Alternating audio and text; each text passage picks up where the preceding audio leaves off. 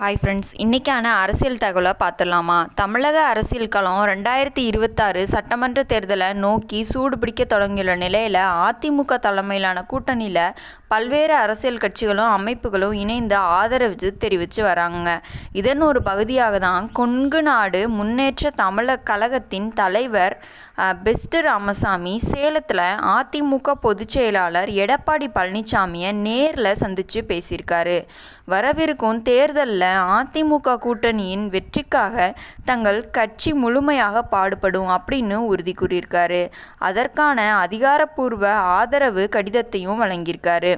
இந்த சந்திப்பு தமிழகத்தின் மேற்கு மண்டலமான கொங்கு மண்டலத்தில் அதிமுகவிற்கு பெரும் அரசியல் பலத்தை சேர்க்கும் அப்படின்னு அரசியல் விமர்சகர்கள் நினைக்கிறாங்க. ஏற்கனவே அந்த பகுதியில் வலுவான வாக்கு வங்கியை பெற்றுள்ள அதிமுகவிற்கு பெஸ்ட் ராமசாமி போன்ற சமூக செல்வாக்கு மிக்க தலைவர்களோட ஆதரவு கூடுதல் உத்வேகத்தை அளிச்சிருக்குங்க.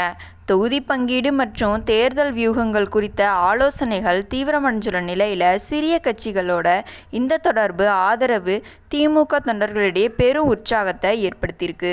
இந்த வீடியோவை பற்றி நீங்கள் என்ன நினைக்கிறீங்க அப்படின்றத கமெண்ட் பாக்ஸில் கமெண்ட் பண்ணுங்கள்.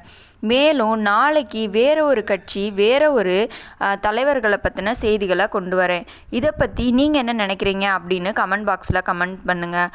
அதிமுக தலைவர் எடப்பாடி பழனிசாமி அவர் கூட சேர்ந்து கூட்டணி அமைப்பாரா, இல்லை ஓ பன்னீர்செல்வத்தை மறுபடியும் சேர்த்துக்குவாரா, இல்லை தமிழக வெற்றி கழகத்துக்கு போகிறதா சொல்லியிருக்காங்க. அந்த மாதிரி எதுவும் போய் அவர் ஏதாவது ஒரு புதிய கட்சி தொடங்குவாரா அப்படின்னு பல சிக்கல்கள் பல கேள்விகள் எழுந்துட்டே வந்துட்டுருக்குங்க. இல்லை மறுபடியும் ஓ பன்னீர்செல்வத்தை சேர்த்து 2 பேரும் சேர்ந்து அதிமுகவில் நிற்க போகிறாங்களா அப்படின்றதும் தெரியல.